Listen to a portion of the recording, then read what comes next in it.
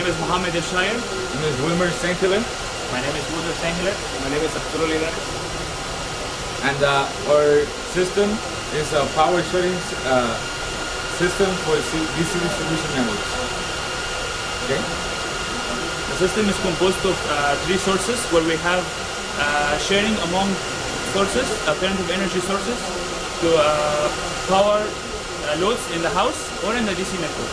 So basically here you see we have three sources are fed to the grid. These three sources is boosted up to a certain level of DC, which is 200 in our situation. Each source is connected to a boost converter to step up the voltage to this level. Also, we have a full control over the power injected from each source. After we boost the voltage to a 200 volt, which is a DC grid, we convert that to an AC, so we can supply house equipment like this. You can see here this is the power shared from every source. We can say that we can determine the amount of power each source has to generate to supply our load. Right now we have a total of around 180 watts load. This source 1 is generating around 100 watts. Source 2 is set to generate 50 watts. If you turn another load, this source it will not change except this one.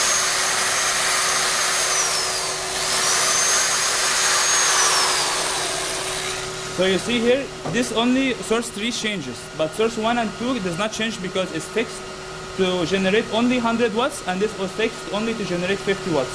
However, load 3 is free to generate the rest of the power to satisfy our load. This is our AC signal, AC waveform. The AC waveform has a very low total harmonic distortion, and we can power one of this monitor, which is a very sensitive device. In case if we have a high harmonics in the AC grid, this monitor will have a lot of distortion on the screen. But in our grid, this will be operated very, very good. Monitor connected. AC grid.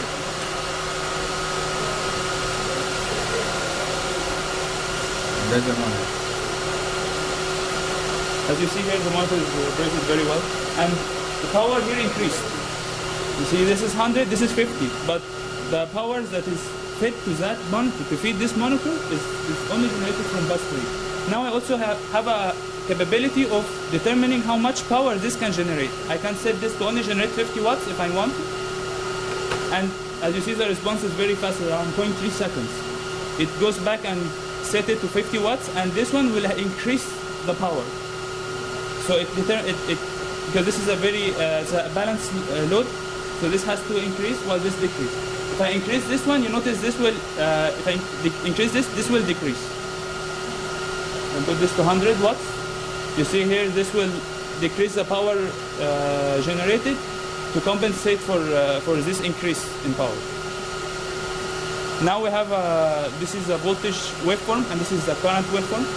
The current waveform does not look good because we have like a very small load on it, and the sensor is not accurate enough to read that small signal. But if I put a higher load on it, it will definitely reach it very well. Right. Some of the components. I can turn it on, and you can see the current is gonna increase. It's around 1.7 RMS value, and this is 120.